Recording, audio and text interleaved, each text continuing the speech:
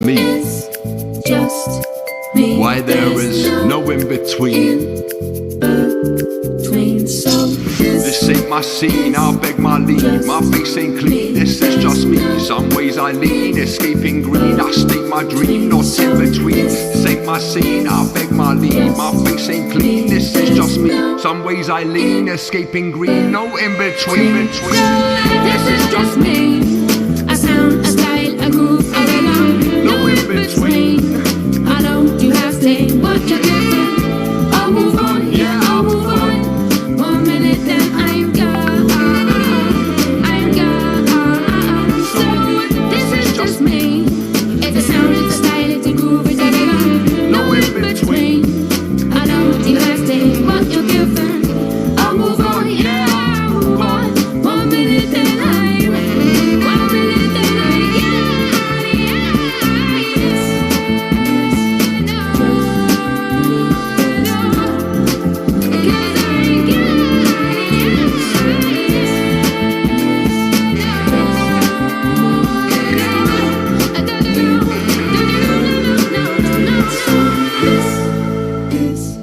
Just me, there's no in between. So this This is just me. A sound, a style, a groove, a rhythm. No in between. I know you have to what you're giving.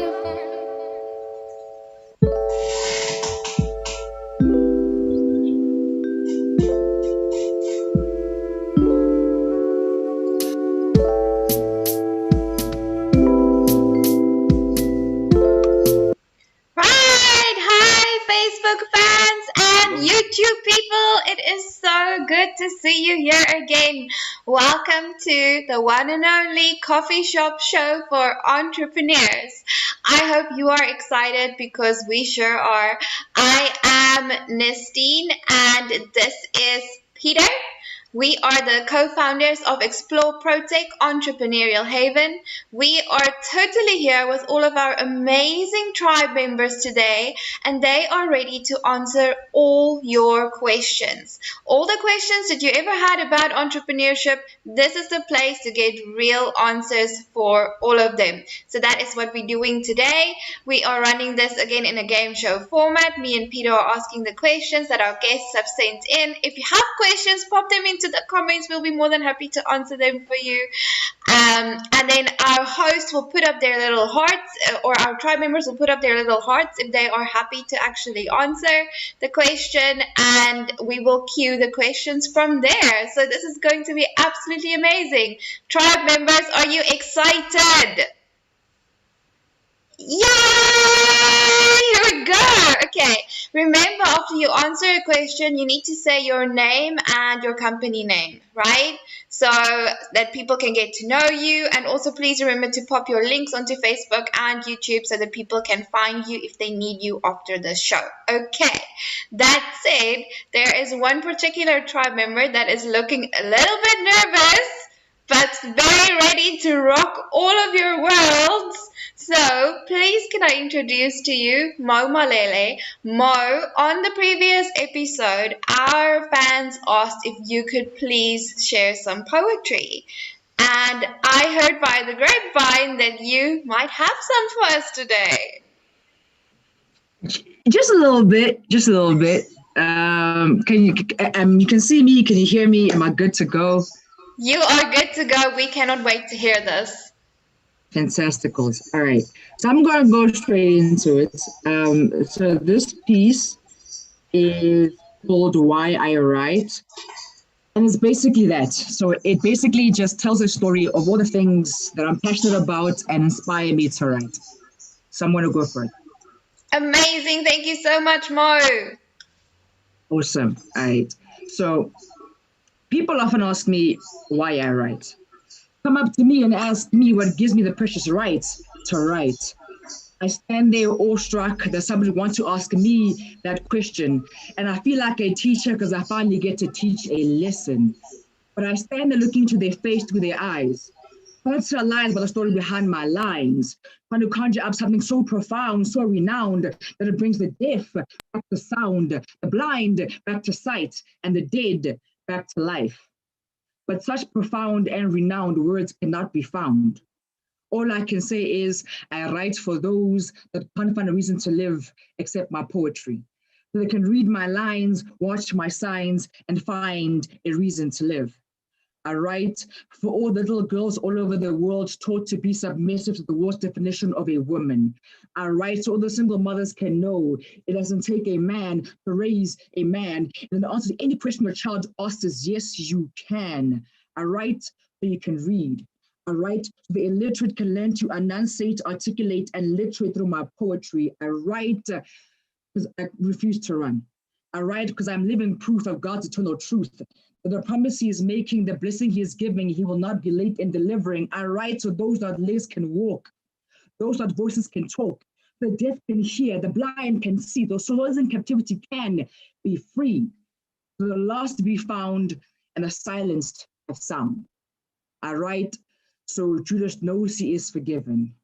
I write so Adam can be resurrected and tell the truth about who ate the apple that was forbidden. And then maybe Lucifer can tell me how something forbidden even made it into the Garden of Eden. All right, because some days I have more questions than answers, and most days I have more answers than questions. I write because sometimes the weight of the world feels so heavy on my shoulders, I can feel it in my teeth, I feel it in my lungs, I struggle to breathe. I write so politicians can start politicking and start delivering on what they have been promising. I write because I can't read. I write because I don't want to bleed. I write because I can't cry. I write for all the kids with daddy issues. Then I write for all the daddies with issues. I write for the rich know there's no benefit to being rich if you never learn to give. And I'm not talking about philanthropy or charity. I'm just saying stop stealing money from poverty. I write so anyone who reads knows that the real and true revolution that will change this world as we know it will not come from your wars, guns, knives, or missiles, but will come through poets like me, readers like you, and people who want to change the world one line, one family, one girl at a time. And so I write.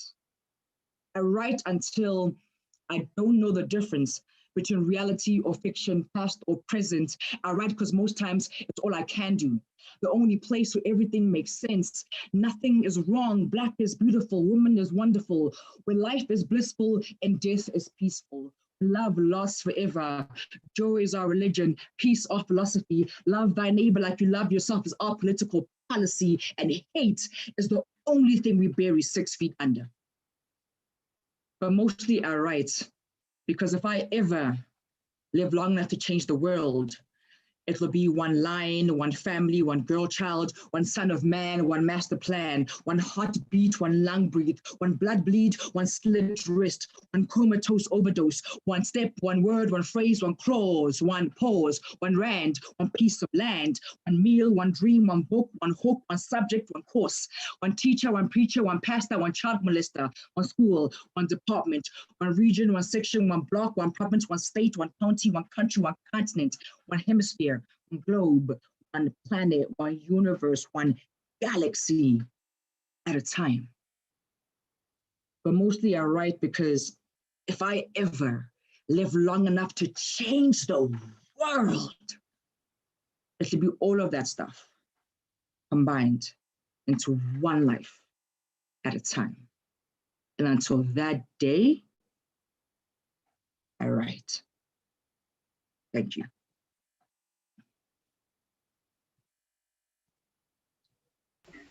I'm speechless. I forgot to put off this.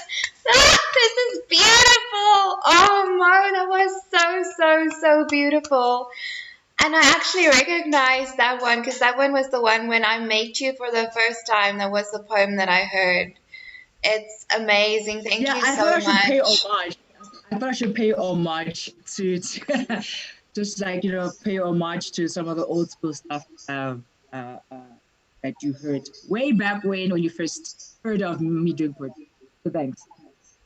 I'm so happy. And I can see it really touched the rest of the tribe as well. And I think, you know what? It's so beautiful when we hear those words because as you were saying them, I was thinking about all the different voices in this tribe and the way that it just resonates into that message. Like, I know our slogan is saving the global economy one small business at a time. And your whole last piece is basically about doing that one thing at a time, one life at a time. And Stephen Westwood in his book, oh no, not a goal setting book. I'm sure it's going to pop up on the screen. No, not today. He ends it off with just take that one step. So that is something that I've really heard from all the members in this tribe, and it's beautiful. Thank you so much, Mo. Also, guys, if you like that, Mo graciously volunteered to translate this tribe's book into a poem. Just like that, Mo. So that is going to be epic. We cannot wait to hear what that is going to sound like. I think that is going to be incredible. Also, we will end the show today with another one of Mo's poems. I am really holding out for that one that I heard at the party. But let's see. All of your poems are amazing. So amazing. Okay, guys, on that note, this is going to be a freaking fantastic show. Okay, Peter, do you have the list of questions that the guests have sent in? I do. Can you maybe pick one and let's get going? Okay, this is going to be interesting because this person shares the same name as my brother. So, how does one create real passive income as an entrepreneur? What are my options? Okay, tribe members, so how does one create real passive income as an entrepreneur? What are my options? Okay, Joshua, you need to put a heart up, but I do see you. Let's start with Stephen, then Marlon, then Josh. Hi, everyone. Okay, so just a quick overview. Passive income is something that runs in the background. You don't really have to do much in order to receive it. Everybody wants passive income of some description. So there are a lot of different channels that you can do. So basically, if you have something that's evergreen content that is saleable, then you can create passive income. So in my case, it's my book. My podcast can be monetized. My blog can be monetized. I've created courses that are monetized. I've created templates that I don't have to do anything with. They just sit on my website and people buy them as and when they need them. All of that counts towards a passive income. There are other streams of passive income. It would depend on the nature of your business. It would depend on the type of person you are. So if you are comfortable being on camera, for example, YouTube would be a fantastic resource for you to utilize. You have to build up a following. I think you can't start monetizing until you have 1,000 followers. So basically, passive income is one of those things where the more work you put in the beginning, the more you're going to get out of it in the long run. It's not something that is instantaneous, not necessarily. But it is something that, if you plan appropriately, future-proofs your income streams, and you can have more than one. I'm Stephen Westwood from SPW Copywriting. Thank you very much. Thank you for spilling the beans, Stephen.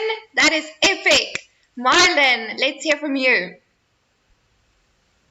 Thanks, Ernestine, for awesome question. And I think just in line with what many people think about passive income, yes, while it's not you just sitting on the beach, I think as people say, I mean, this is like the connotation in the world. Like many people just think that it's just, money comes in and I'm like doing nothing. But like Stephen was saying, there's this work that has to happen, or you're just working less, right? And it's a lot to do with leverage, the way that I have understood it.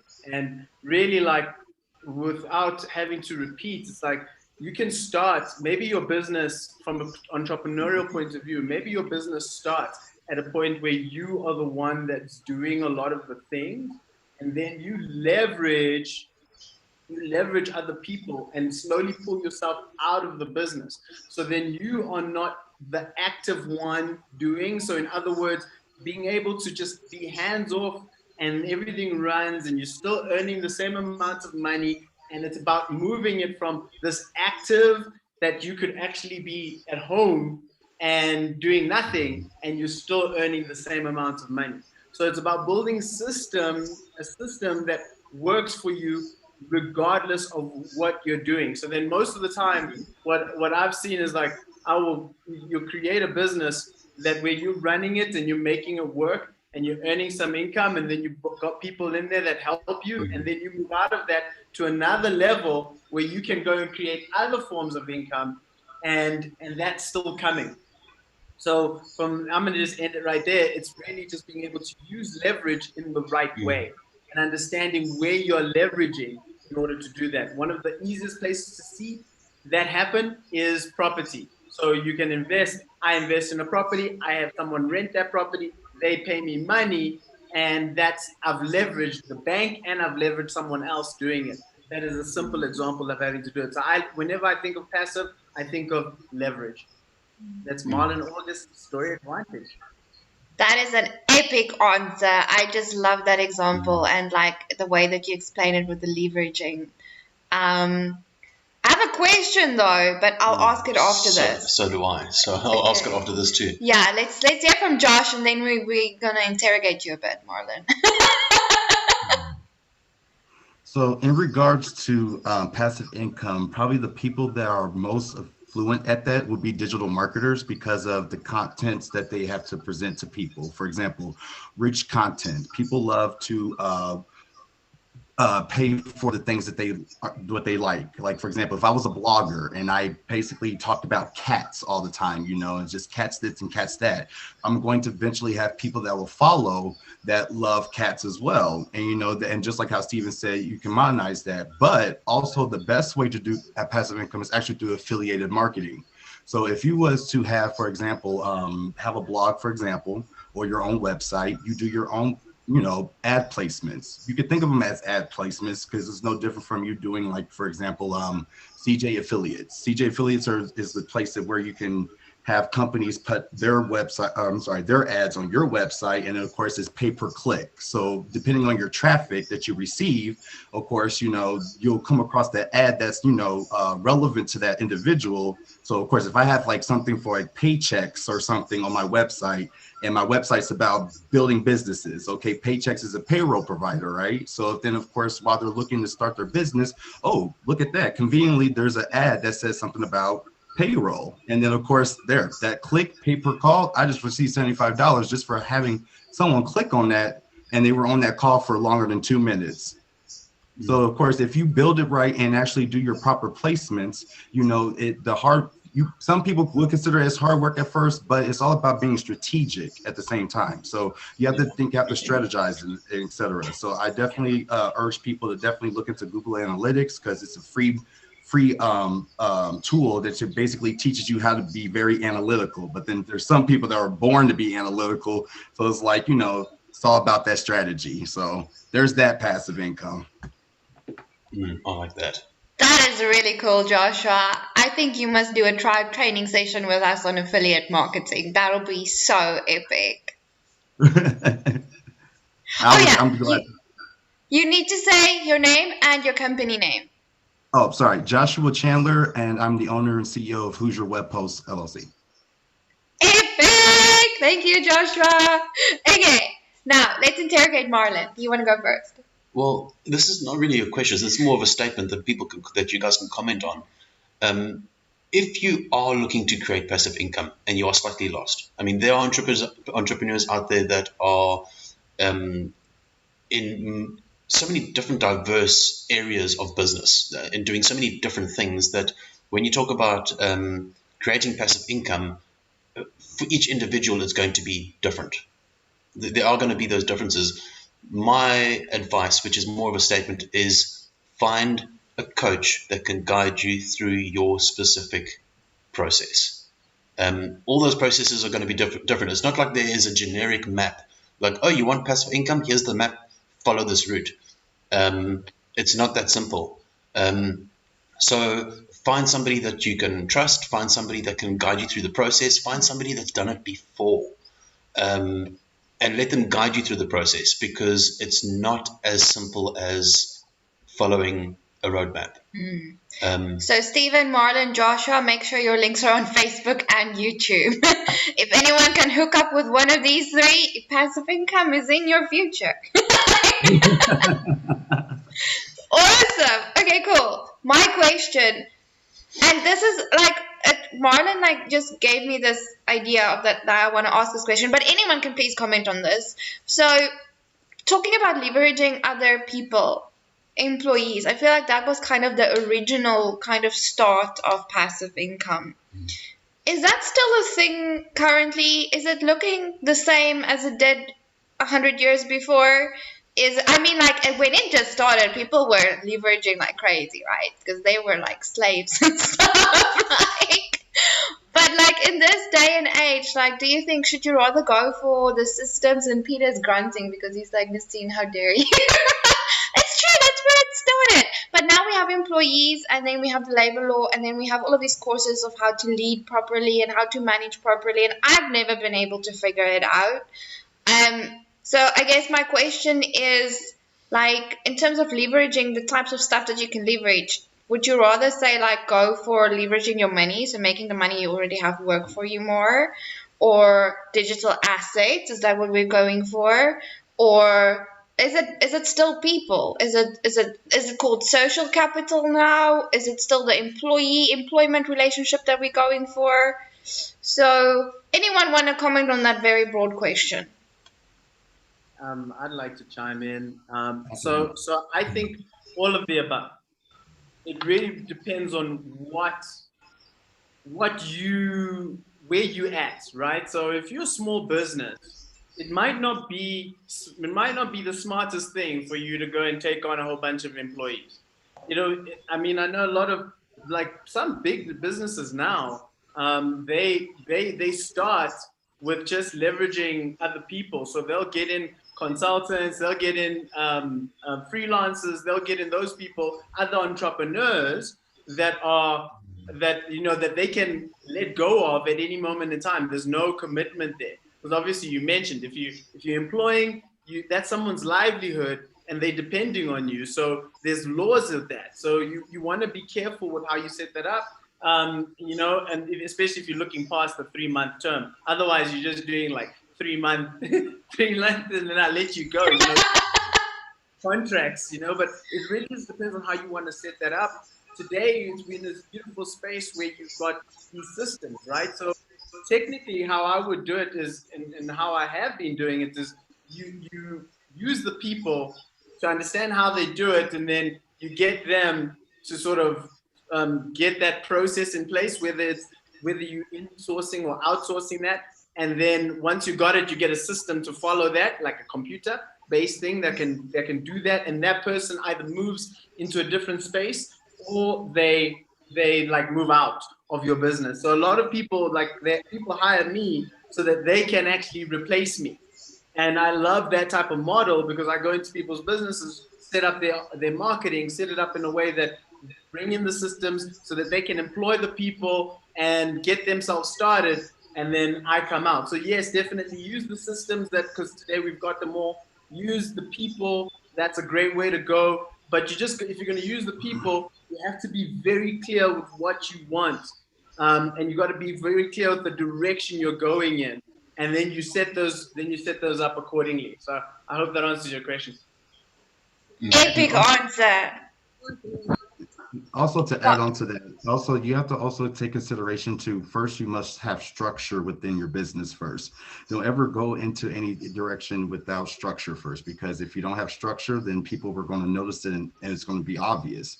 But for example, like I've been, it's been like 1 year already for my business anniversary, and right now it's just like, now all of a sudden people are like hitting me up all left and right now, talking about, we need your services, we need your services now. I said, well, you didn't want me then, now you want me now, because they see the growth that's happened through that. So definitely the most important thing to always take consideration is innovation. Innovation is what literally is the key to all businesses, startups, medium-sized, large business, you name it, regardless. So the cheapest method to me is automation. Sorry, German Shepherd.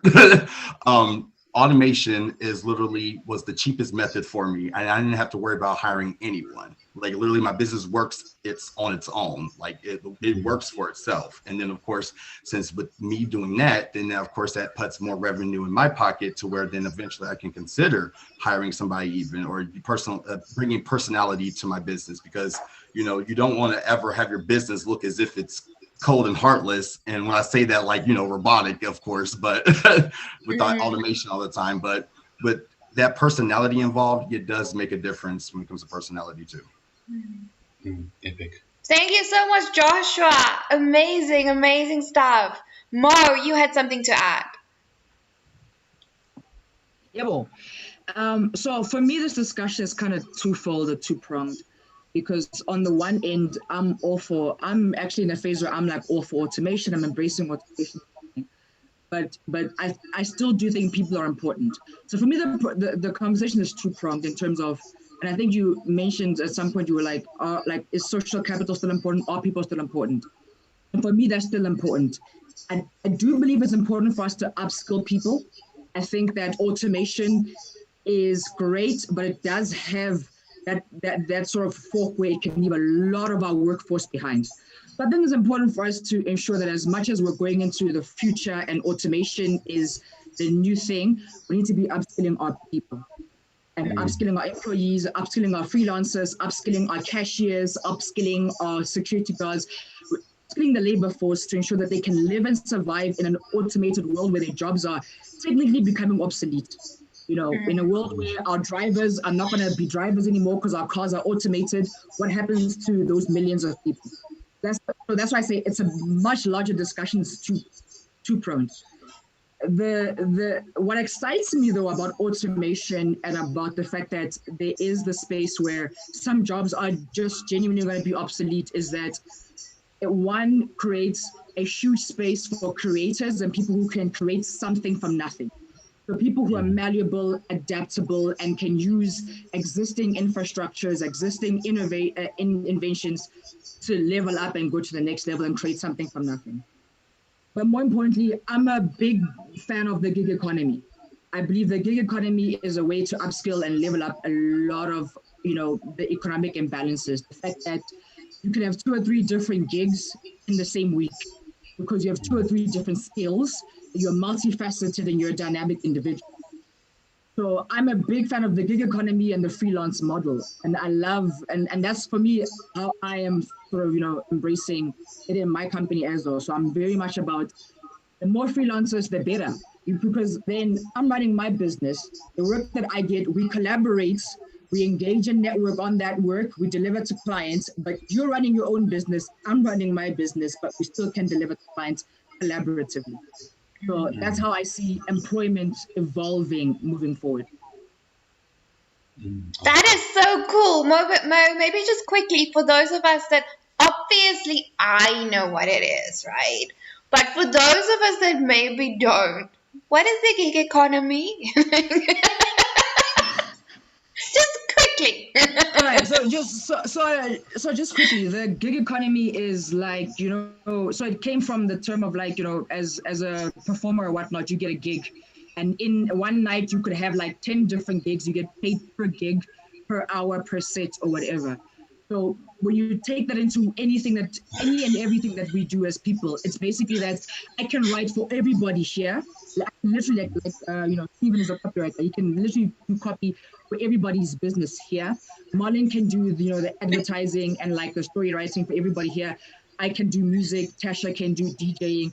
So it's just basically about the fact that you can literally have multiple jobs, multiple clients in the same day, in the same week. So you're gigging.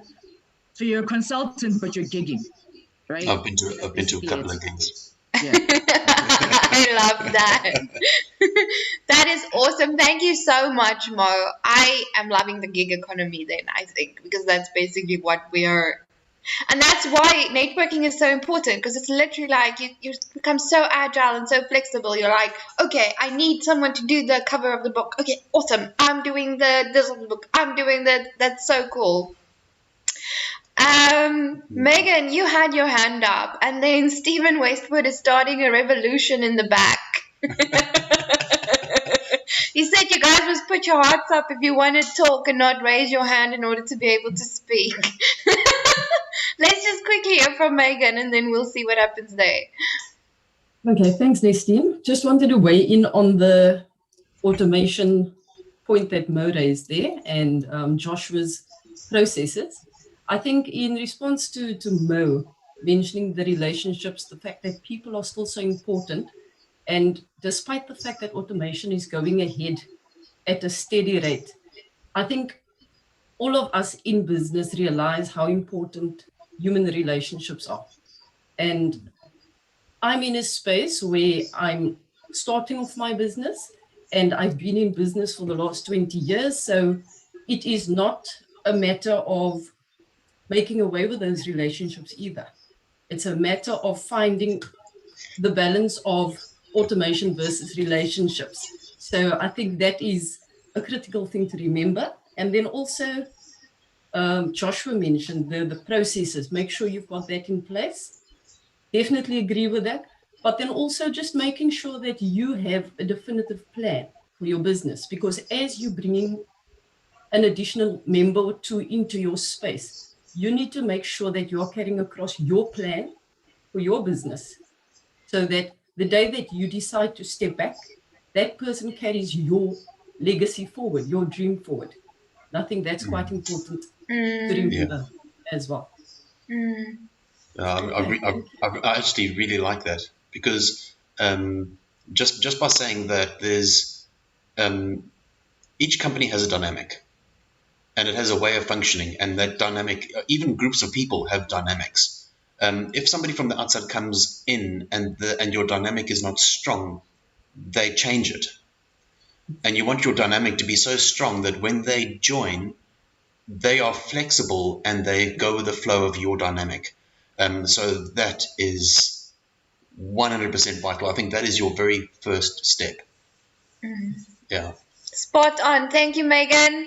And that is Megan Deers from Megan Creative, Content Writing, and Creative Work. Thank you. Woohoo! Thank you, Megan. Epic answer.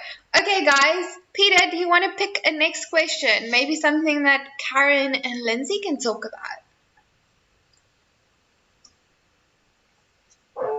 Go with. Oh no! Of course, you put it back to me. Alsaby. Yeah, go with Alsaby. Okay, let's go with Alsaby. So Alsaby, we got your question via the feedback form. Thank you so much for that. Guys, the question is, what kind of entrepreneurs from what industries do you still need for the tribe? This is from Alsaby via the feedback form. What kind of entrepreneurs from what industries do you still need for the tribe?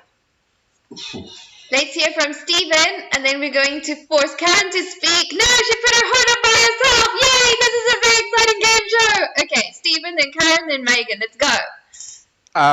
Yeah, so we're not like other networking groups.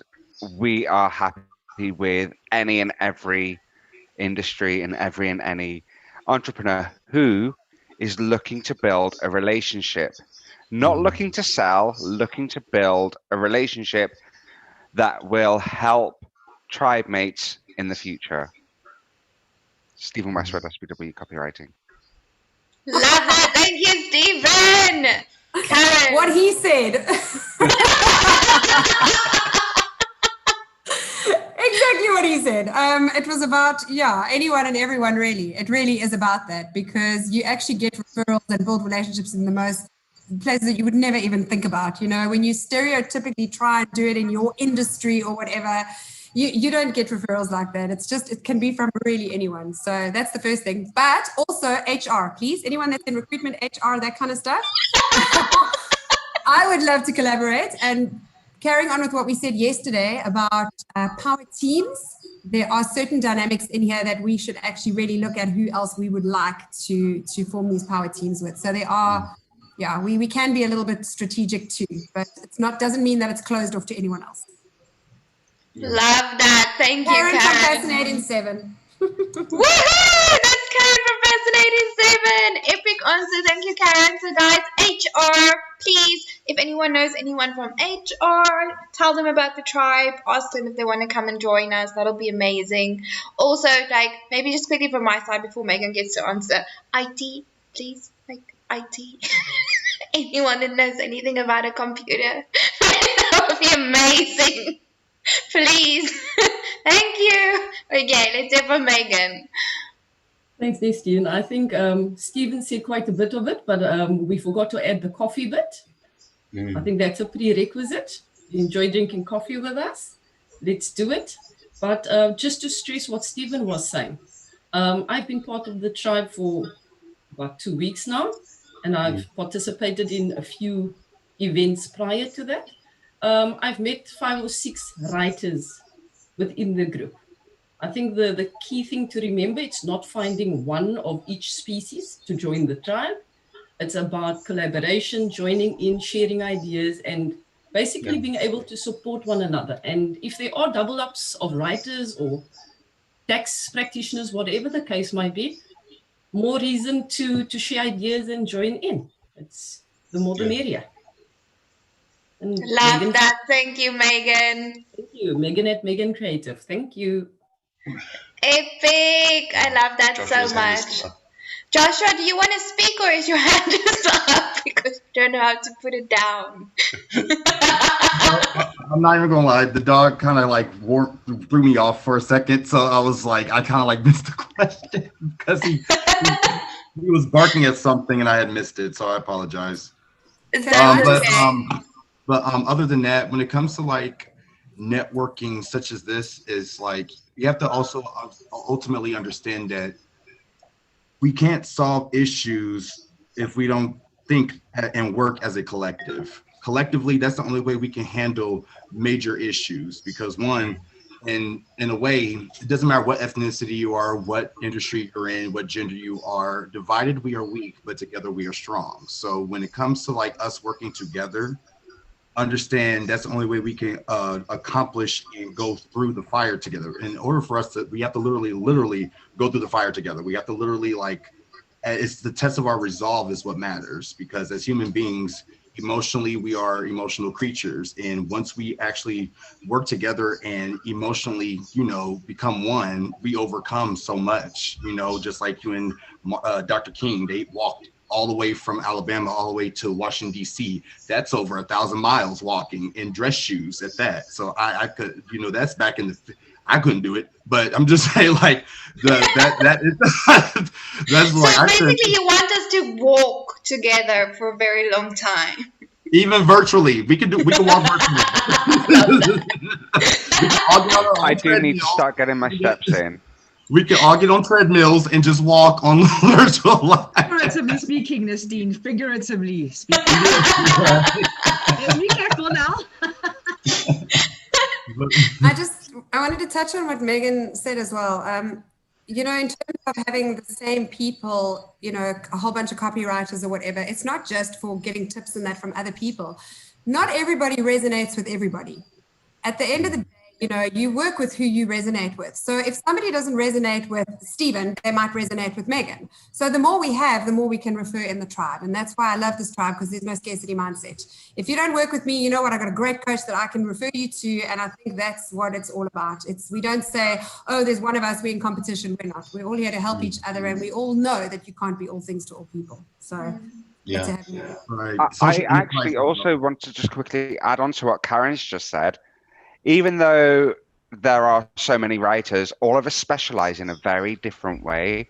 Not only that, we're all very unique characters, so we come from different angles when we look at problems and providing solutions. So I think I've always had that mindset of the more the merrier. Like when Marlon joined, and I was like, oh, he's in quite a very similar space in terms of marketing and stuff, and I was really excited. And I'm getting more excited the more that we grow that side of things, because it's my area. Because I don't specialize in every piece of copywriting. I only really provide about 5 or 6 copywriting services. It's all I need to do. So I get excited when other copywriters come in, because there's something new. Absolutely. Actually, like what we've seen in this tribe is the more writers we get, the better the writers do. So if we want the coaches to do well, like we need to get more coaches. If we want the poets to do well, then we need to get more poets. Although Mo, I don't know where we're going to find another you. I just don't think it's possible. But that's really how it's working, and it's absolutely beautiful.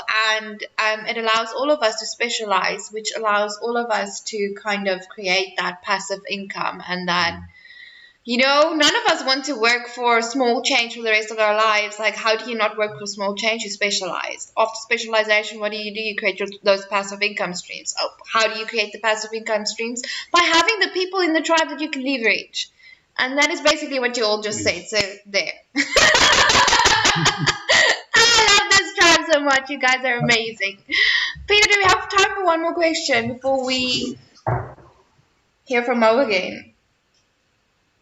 This question has actually been posted before, but I actually think it would be great to actually ask again because it's somebody else asking the same question.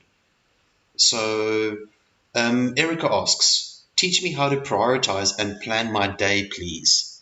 And I think we'll guide that towards Karen. Exclamation mark. She's so organized. Who here is very organized and knows how to prioritize? I need that answer too, please. Shall we go with the author from the Oh No, Not a Goal Setting book? And Josh has resorted to hands because he can't find his phone. I love it. I love Stephen, then Mo, then Josh. Okay, so this is quite an apt question because this is what I'm working on coaching Nestine on at the moment, is how to prioritize the tasks. So it's very hard. It's not. So when you're first ADD, of all, it's hard. So first of all, what you need to do is set yourself goals. If you don't have those goals there, then it's going to be very difficult for you to understand what tasks you should complete in order to achieve those goals. I could go on and on. I'm trying to be quick. So the way that I do it is, first of all, what can you do on your own? What can you do right now on your own? What do you need other people to do with or for you? So as you've got your goal at the top of your page, what you will do is you'll break it down into steps. You will then decide what you can do and what you can't do on your own. You will obviously follow those steps. So, sorry, I was reading Marlon's message.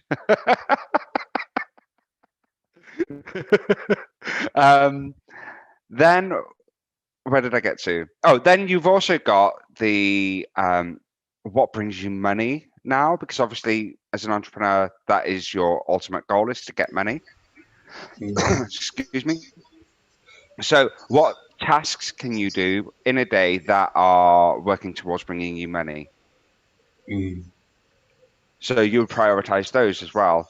Other tasks like your admin and stuff, if you don't get time to do it in the day, remember, I do always recommend having a cutoff time. I am noticing you taking notes, Karen. I can see that. I always recommend you have a cutoff time and don't work after that cutoff time. So any tasks that are left over from the day that aren't bringing you value, aren't something that you can do on your own, are stuff that can wait. So it could be checking your emails should be a priority in the morning. So spend about 20 minutes checking your emails. I say this because I know that Nestine doesn't check her emails at all. Actually, come to think of it, I had an email. We deleted it. But yeah, so break your day down into sections so you know that you're going to be on track, and tick off the tasks that you've done. But if your goal is to, I don't know, I'm trying to think off the top of my head, get 3 new clients this week, then obviously your tasks that are not geared towards achieving that and not geared towards getting those clients are not what you're going to prioritize. So I wouldn't prioritize eating healthily if my goal was not to be healthier, is how I'm saying it. Thank you, Stephen. I think that helps all the Karens in the room, including me. I'm still finding it hard, but I think the more you repeat this to me, the better it'll go. I think that helps me a lot as well, because my battle is not to create the plan. My battle is to stay focused. Oh, wait, look, a balloon. Sorry. No! Okay, guys, we lost Peter. So that was Stephen. SPW copywriting. I have a very quick question. Megan, can you Yeah. explain what you mean by if it was only so easy? Because it is. We will talk more.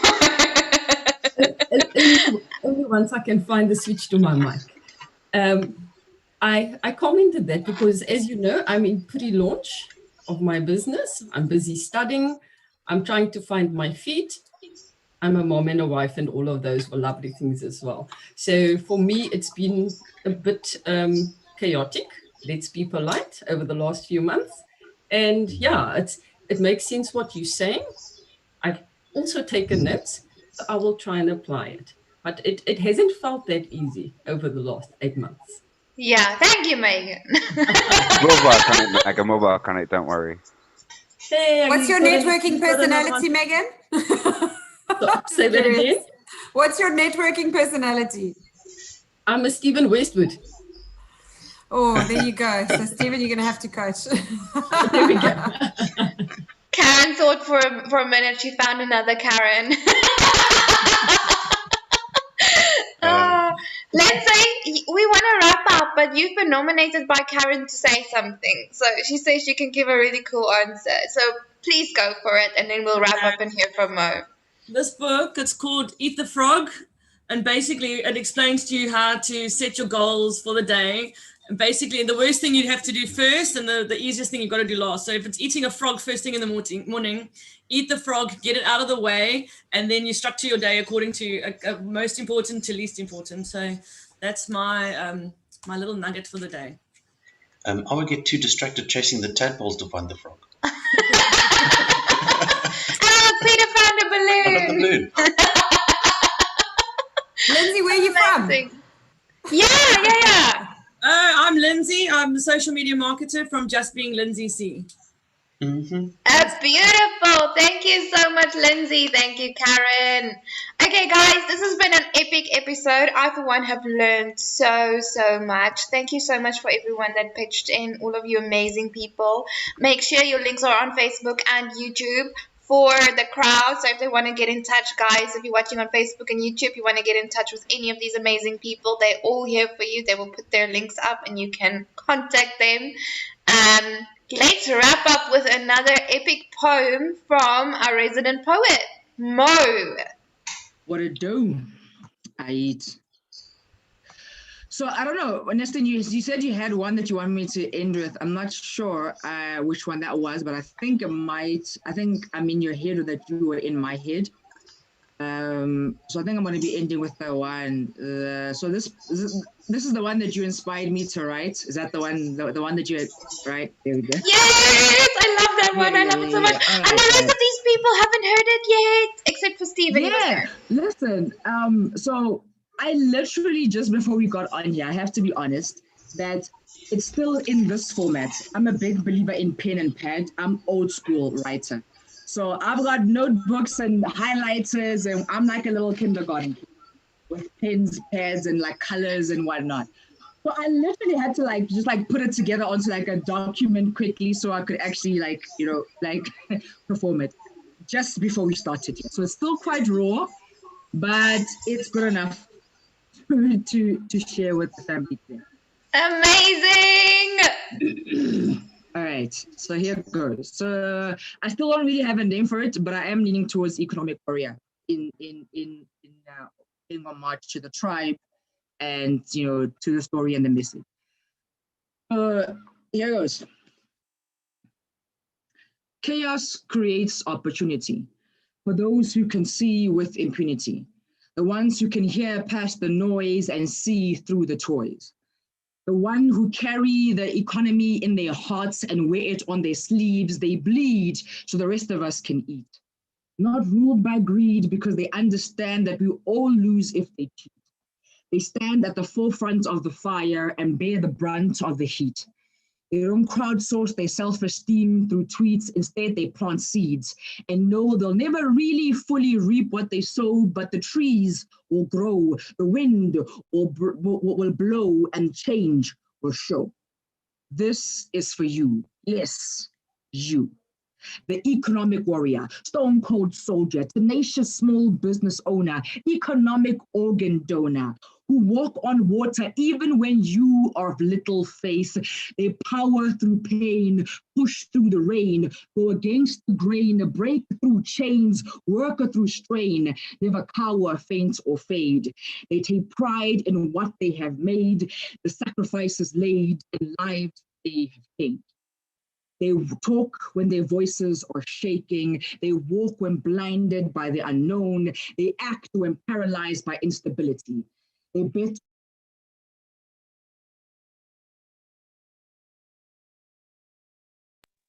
Has she frozen? on themselves, even when the odds are against them. They put their best foot forward despite the rejection. They work through loss and grief, even if they spend the night crying themselves to sleep. Room like reading a book because they check for a pulse first. They hear before they are heard, feel before they are felt, care for before they are cared for. They carry the weight of the world on their shoulders so we don't have to. This is for you. The magic makers, path creators, seers in the dark, the risk takers, innovators, inventors, future demonstrators, vision generators, the builders of something from nothing, the finders of beauty in ugly, the diamonds in the rough, the job producers, livelihood givers, food on table putters. Remember that Nelson Mandela spent 27 years of his prime in one place, but was somehow still walking to freedom. Which is to say that real progress is not always physical, but sometimes spiritual, mental. Remember that you are stronger than you think, that your shoulders are broader, your stride is longer, your voice is louder than you think, so you can handle whatever life throws at you. Remember that the world needs you, that you are at the center of all the answers to the questions the world has. And as lonely as it feels or gets, you are never alone. There's an army of soldiers, a legion of warriors, a pride of lions, a gaggle of geese, a soar of eagles, a family of lovers, a gang of motivators, investors, and supporters, rooting, cheering you on every step of the way. So keep on keeping on, because in you lies a passion that can ignite the world, a power that can unite it, and a purpose that can change it for the better for everyone. This is to you, my economic warrior. Thank you.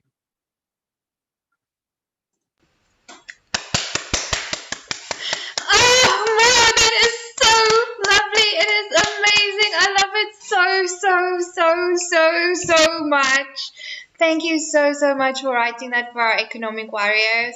And I think everyone on this call needed to hear that right now. It is extremely special. Thank you so much. It's amazing. I think that really resonates. Being an economic warrior, an entrepreneur, is not an easy path. So doing it on your own, good luck. You know, we band together.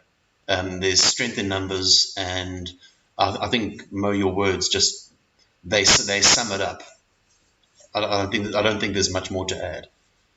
No, thank you so much. I mean, the tribe. I think I told you guys this is the second poem that was inspired by the tribe and just all the entrepreneurs coming together and just seeing that unity, that community, you know, in struggle and in strife, when people band together. So it's inspired by that. So it's going to be on my next album, and I'm actually working on producing the music for it. So I think the next time you might hear it will probably be music. Thanks. Oof. We can't wait. We will definitely announce that on this show. I think like everyone at least here on the Zoom call can't wait to actually get their hands on that album, Mo. So that is Mo Malele from Mo Malele. If you want more of my poetry or my sound, go to momalele.com. All my poetry, my album's out there. It's called My Country Needs Me. There's a whole story behind it, but it's on my album. It's on my album. It's on our website, momalele.com. Don't miss out. Thank you, Mo. Stephen is saying he can listen to your voice all day. Well, we can arrange that, Stephen. Sometimes, these calls last 7 hours. So anyway, on that note, guys, I hope you enjoyed that. If you watched on Facebook, YouTube, I hope that was the upliftment for the day that you needed. I hope you got some answers.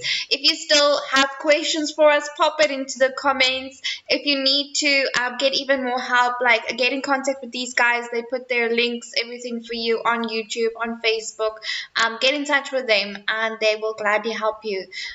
We will be here again next week, same time, same place, as we always are. So we look forward to seeing you then. Until then, take care and may all your wildest entrepreneurial dreams come true. Catch you next time. Bye!